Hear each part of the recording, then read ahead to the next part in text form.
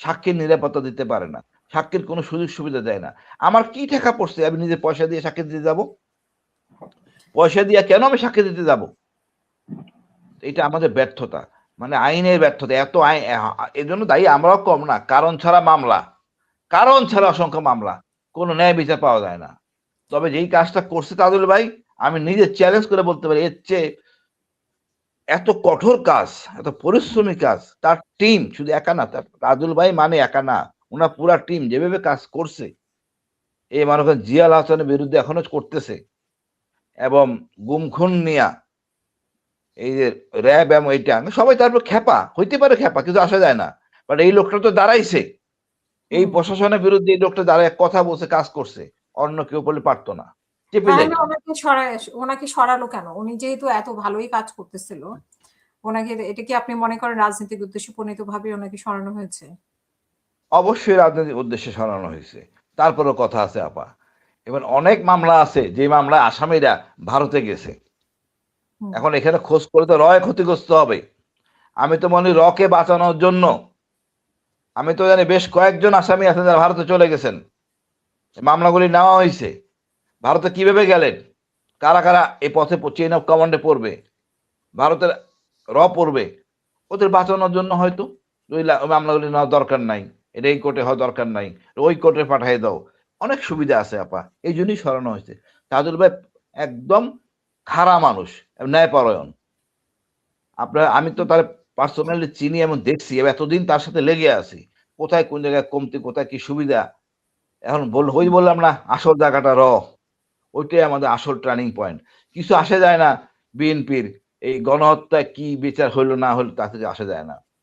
সমস্যা হলো ওই যে আমাদের বলে দিছে, এটা বাদ দিতে হবে এরে, নাইলে ভেদাল। তা আমি মনে করি এটা অন্যায় হয়েছে, 3টা মাস পরে করলে এটা সম্মানজনক থাকতো। একসাথে এত কিছু করা বিএনপির জন্য ভুল, করতে হবে 3 মাস পরে করলে কি সমস্যা হইতো? এক পর্যায়ে যদি যদি ওনার অভিযোগগুলো, মানে ওনার বিরুদ্ধে অভিযোগগুলো ঠিক হয়, তাহলে তো 3 মাসে উনি অনেক কিছুই করে ফেলতে পারতেন।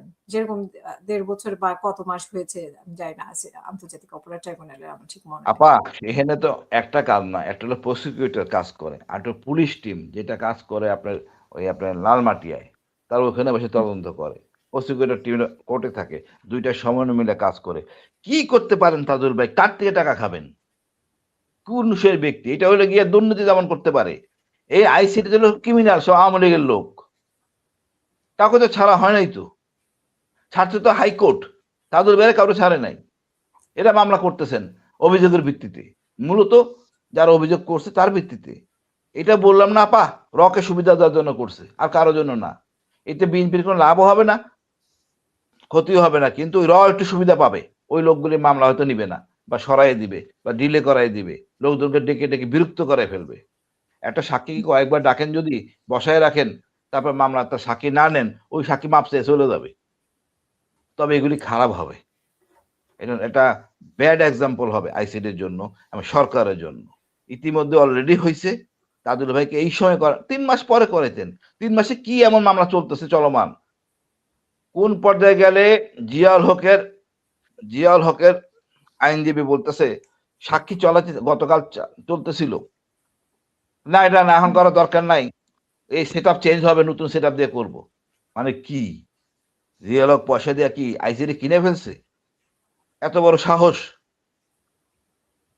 কোন নোংরামি, এই নোংরামি কইরা বিএনপিও টিকতে পারবে না, এবং সত্যিকার বিএনপি তাড়াতাড়ি পছন্দ করবে না। আইনে গতিতে চলবে, এখানে ফাইজলামি করলে অসুবিধা আছে। তাদুল চলে গেছে, আরেকজন আসবে, অসুবিধা নাই, বর্তমানে যিনি আছে ইনিও না হয় চলে যাবে, বাট এখানে দৃশ্যমান অনেকের চোখের, অনেকের হৃদয় ক্ষরণ, অনেক কষ্ট।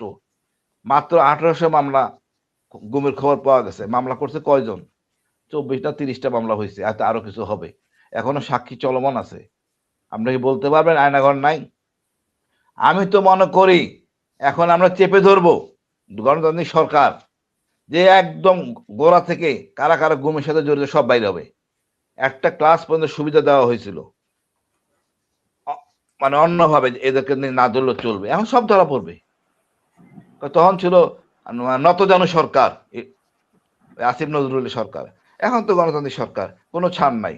যে অপরাধ করছে 18 বছর উপরে বয়স তাকেও টানা হবে, এবং এটা ভালো হয় নাই, এটা ওই অপরাধের জন্য সঠিক তাহলে হয়েছে। আপনি কি মনে ধন্যবাদ করেন আপা। যে এখানে গুম খুনের মামলাগুলো মানে ইয়ে হয়, মানে গুম খুনের মামলাগুলোকেও ধাপা চাপা বা অন্য ভিন্ন খাতে পরিচালনার জন্য এগুলো ওনাকে সরিয়ে দেওয়া হয়েছে বা 5ই আপা, আগস্টের গুম খুনের মামলা সরানোর কোনো কায়দা নাই, এটা ইউএন জানে। বাংলাদেশে ইউএন এর প্রতিনিধি টিম আছে। গুম খুনের যে কমিশন এখন বর্তমান কমিশন করা হয়েছে, মানবাধিকার কমিশন, ওই একই ব্যক্তিরা ওইখানে আছেন। আপনি কোন দিকে যাবেন? আসলে এগুলি থেকে ছাড় পাওয়ার কায়দা নাই। গুম গুম প্রতিষ্ঠিত হইছে। এখন কারা জড়িত ছিল সব দিতে হবে। এখন ডিজিএফআই চেঞ্জ হয়ে গেছে। এই ভদ্রলোক তো আপনার কথা শুনবে না। আগে ডিজিএফআই কথা শুনছে জেনারেল ওয়াকারের। বর্তমান ডিজিএফআই জেনারেল ওয়াকারের কথা শুনবেন না। উনি প্রধানমন্ত্রীর কথা শুনবেন এবং সত্য কথা বলবেন, সত্য কাজ করবেন। আমি ওখানে আয়নাঘরে ছিলাম। আমার খাবার দিছে কে আপা? আমার দায়িত্ব বা ডিউটি পালন করছে কে? সব তো বলতে বাধ্য। অল ডকুমেন্ট আছে, বেতন ভাতা নিছে। এই ডিজিএফআই কোনো কোঅপারেট করে নাই, কোনো অফিসার সহযোগিতা করে নাই। এখন সব বাইরে হবে। আলহামদুলিল্লাহ, যেটা হয়েছে আল্লাহ যা করে ভালো করে। আমি মনে করি কিছুদিন পরে করলে এটা বিএনপির উপর বদনামটা আসতো না। বাট বদনাম গুম কম। খুন থেকে পরিত্রাণ পাওয়ার কোনো কায়দা নাই। ধন্যবাদ আপা।